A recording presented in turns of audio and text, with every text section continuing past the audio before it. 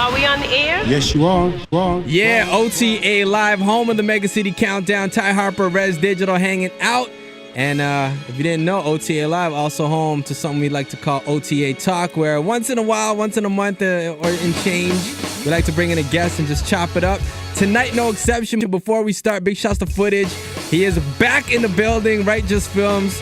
You know what I mean? Welcome back with the footage, making us look pretty on camera. So big shouts to him. All right. And if you don't know about OTA Talk, you can check out all the video clips online. The latest edition of the show with JD Era, Andrina Mill, and A-Game up now, cityonmyback.com. In 2005, this dude humbly came on the scene.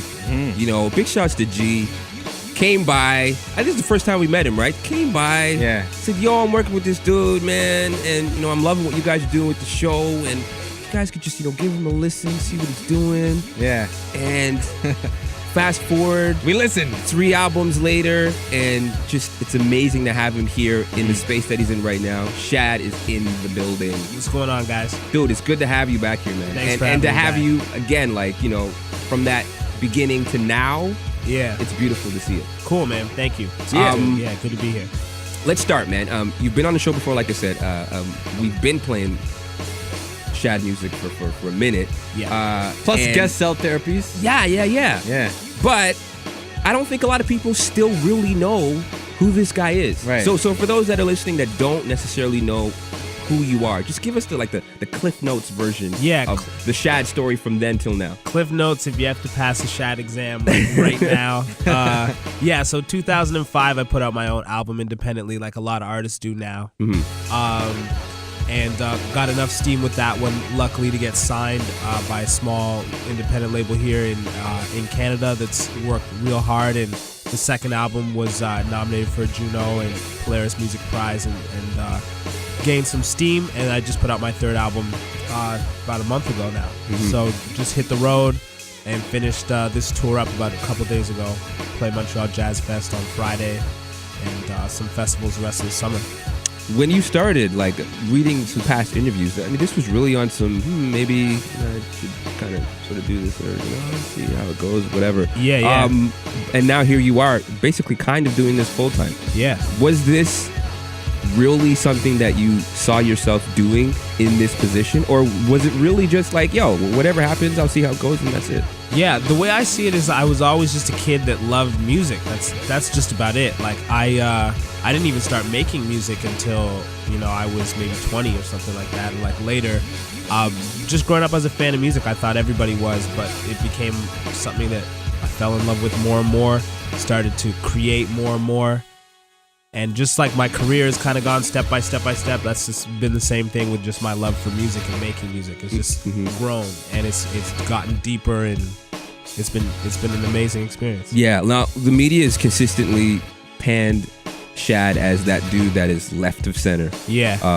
In terms of hip hop, where do you place yourself in terms of the plethora of music that's out there that is considered hip hop? Where do you personally put yourself? Put myself? Yeah, I mean, as much as artists hate to be pigeonholed, for me, it's kind of there's worse things to be called than conscious. That's what I always say, So if people lump me into that, that's cool with me. And I do kind of see myself as a descendant of that tradition, that's the first hip hop to really blow my mind was, Common and Outkast when I was in high school. I grew up and I was listening to all sorts of music and, stumbled upon, Aquemini and Razcast Soul on Ice and some Common records and was just wow, this this is unbelievable. So, if that's the music that's impacted me the most, I think people can probably see traces of that in what I do. Would I call that left of center in Canada? Absolutely not, because if you look at our most successful artists, I had an interview today, we were talking about that, Kanon, Chaos, it'd all be called alternative hip-hop, but how could you call that alternative hip-hop in Canada when it's the most successful hip-hop in Canada? So I think what I do falls in line with Canadian hip-hop. I think what I do falls in line with, like I said, those influences that I had growing up.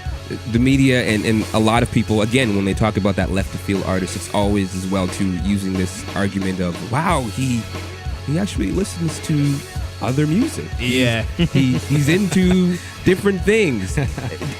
In 2010, do you think we need to get over this idea that, wow, there's a hip hop artist that is informed by more than just the genre that he's from and maybe his ethnic background? I mean, absolutely. We have to get over that? Yeah, absolutely. You know, like, you know, a story about me will often start like, you know, Shad doesn't rap about like guns. It's like, dude, I probably grew up with your kids. Like, of course I don't rap about exactly. guns. You know what I mean? Yeah. You know, or, you know, people will comment about like a couple guys from Broken Social Scene collaborated with me on my album.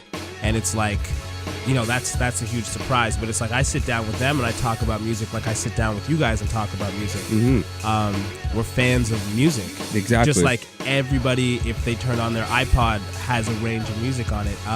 So it's not in the least bit surprising in this day and age to have artists influenced by a range of music, because you know we all are. That's part of our world.